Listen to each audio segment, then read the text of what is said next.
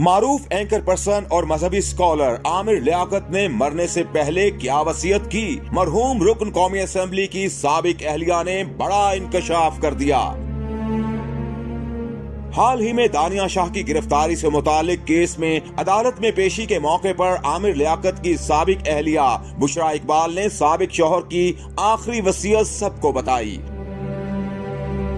Media से गुफ्तगू के दौरान उनका कहना था कि दानिया की वालिदा की कहानियां घड़ने पर हंसी आती है। मुझ पर आमिर के पोस्टमार्टम रुकवाने के इल्जामात लगाए गए।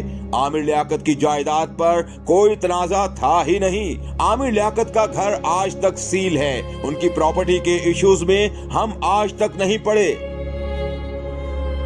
साबिक अहलिया के मुताबिक आमिर का पोस्टमार्टम इसलिए रुकवाया गया क्योंकि उनकी वसीयत थी जो उन्होंने अपने दोस्त साकिब से की थी, जिसमें उन्होंने कहा था कि अगर कभी भी मुझे कुछ भी हो जाए तो मेरा कभी पोस्टमार्टम मत करवाना। इंतकाल के बाद जब आमिर की मेडिकल रिपोर्ट में कोई निशान या इंजरी के शवाहिद न मिले तो उनके बच्चों ने फैसला किया कि हम अपने वालिद को पोस्टमार्टम के अमल से नहीं गुजारेंगे।